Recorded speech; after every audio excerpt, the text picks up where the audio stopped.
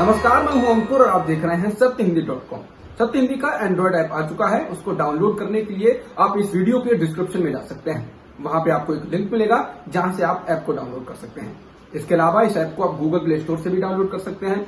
अब एक नजर डाल लेते हैं अब तक की खबरों पर। बंगाल के दौरे पर तूफान यास के कारण हुए नुकसान का जायजा लेने गए पीएम मोदी की समीक्षा बैठक में ममता शामिल नहीं हुई, जिसके बाद विवाद बढ़ गया। इसको लेकर अब ममता ने जवाब दिया है। ममता ने साफ कहा है कि पहले ये बैठक प्रधानमंत्री और मुख्यमंत्री के बीच होनी थी, लेकिन बाद में इस बैठक में राज्यपाल और विपक्ष के नेता शुभेंदु अधिकारी को भी बुलाया गया और इसीलिए मैं बैठक में नहीं गई, क्योंकि फिर ये प्रधानमंत्री और मुख्यमंत्री के बीच की बैठक नहीं रही थी। ममता ने कहा कि पीएम गुजरात गए, ओडिशा गए, लेकिन वहां तो उन्होंने विपक्ष के नेता को बैठक में नहीं बुलाया था।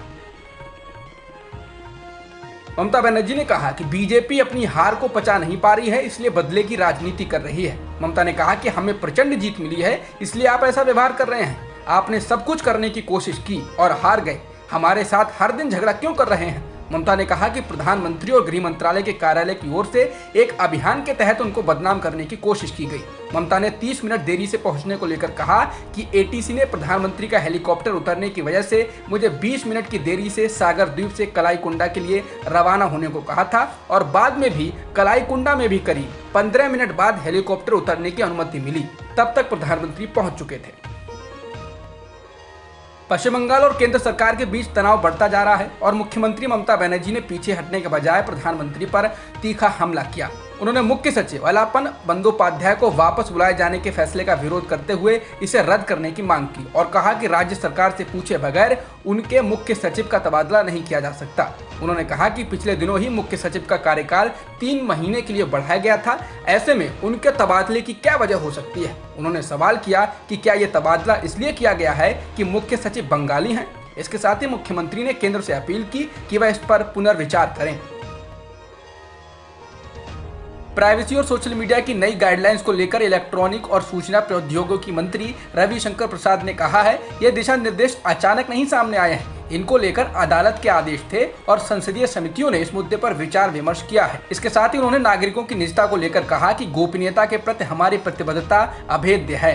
द इंडियन एक्सप्रेस से बात करते हुए उन्होंने कहा कि भारत में बिजनेस करने के लिए कंपनियों का स्वागत है, लेकिन उन्हें कानून और संविधान का पालन करना पड़ेगा। प्रसाद ने कहा, क्या वो भारत के संविधान का पालन नहीं कर अपने नियम बनाकर अभिव्यक्ति की स्वतंत्रता का पालन कर रहे हैं? क्या वो ये तय करेंगे कि कौन सी सामग्री दिखाई जाए और कौन सी नहीं, कौन सा अकाउंट बंद किया जाए और कौन सा नहीं? कोरोना महामारी के दूसरी लहर के दौरान उत्तर प्रदेश के कई शहरों में गंगा में बड़ी संख्या में शव बहते हुए मिले, जिसके बाद योगी सरकार को लोगों ने जमकर घेरा और अब योगी सरकार ने इस मामले में केंद्र को आधिकारिक रूप से कहा कि वह गंगा में बहते शवों के फोटो वीडियो वायरल होने से पहले इस बात को जानती थी कि राज्य में इस तरह की प्रथा प्रचलित है। ये बात 15 मई को केंद्र सरकार के साथ हुई एक बैठक में राज्य सरकार की ओर से कही गई। ये बैठक जल शक्ति मंत्रालय के सचिव पंकज कुमार की अध्यक्षता में हुई। इसमें उत्तर प्रदेश के अलावा बिहार सरकार के भी अफसर शामिल रहे। भारत में पेट्रोल डीजल के दामों में आज फिर बढ़ोतरी हुई है। आज पेट्रोल के दाम में 26 पैसे प्रति लीटर तो डीजल की कीमत में 28 पैसे प्रति लीटर की वृद्धि दर्ज की गई है, जिसके बाद दिल्ली में 1 लीटर पेट्रोल की कीमत 93 रुपए 94 पैसे हो गई है और डीजल की 84 रुपए 89 पैसे प्रति लीटर कीमत हो चुकी है। वहीं मुंबई में पेट्रोल की कीमत 100 रुपए 19 पैसे और डीजल की कीमत 92 रुपए 17 पैसे प्रति लीटर हो चुकी है। इससे पहले शुक्रवार को बड़ी कीमतों के बाद ही जयपुर में पेट्रोल की कीमत 100 रुपए के पार हो गई थी। राजस्थान, मध्य प्रदेश और महाराष्ट्र के कई शहरों में पेट्रोल की कीमत 100 को पार कर चुकी है।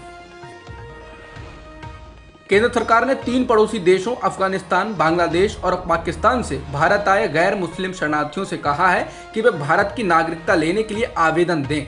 ये शरणार्थी गुजरात, राजस्थान, छत्तीसगढ़, हरियाणा और पंजाब के 13 जिलों में रह रहे हैं। गृह मंत्रालय की ओर से जारी अधिसूचना में कहा गया है कि शरणार्थियों से ये आवेदन नागरिकता कानून 1955 के तहत मांगे गए हैं और सरकार की ओर से नागरिकता संशोधन कानून यानी CAA, जिसे 2019 में लागू किया गया था, उसके तय नियम नहीं किए गए हैं। नागरिकता संशोधन कानून के खिलाफ देश भर में जोरदार प्रदर्शन हुए थे। केरल कांग्रेस में जबरदस्त घमासान चल रहा है। हुआ यह है कि केरल में कांग्रेस के वरिष्ठ नेता रमेश चेन्नीथला ने पार्टी अध्यक्ष सोनिया गांधी को खत लिखा है और कहा है कि वे बहुत अपमानित महसूस कर रहे हैं। चन्नी थला का ये दर्द वीडी सतीशन को विधानसभा में विपक्ष का नेता नियुक्त करने के बाद छलका है। इससे पहले चन्नी थला ही विधानसभा में विपक्ष के नेता थे। समाजवादी पार्टी के नेता आजम खान ऑक्सीजन सपोर्ट पर हैं और उनकी हालत गंभीर बताई जा रही है। शनिवार को लखनऊ के मेदांता अस्पताल ने इसकी जानकारी दी। आजम खान को 9 मई को सीतापुर जेल से लखनऊ के मेदांता अस्पताल में शिफ्ट किया गया था, जहां उनका कोरोना वायरस बीमारी का इलाज चल रहा है। उनके बेटे अब्दुल्ला खान को भी इसी अस्पताल में शिफ्ट किया गया था। अब तक की खबरों में इतना ही। बाकी खबरों के लिए बने रहिए सत्यहिंदी.com के साथ। सत्य हिंदी का ऐप डाउनलोड करें गूगल प्ले स्टोर पर।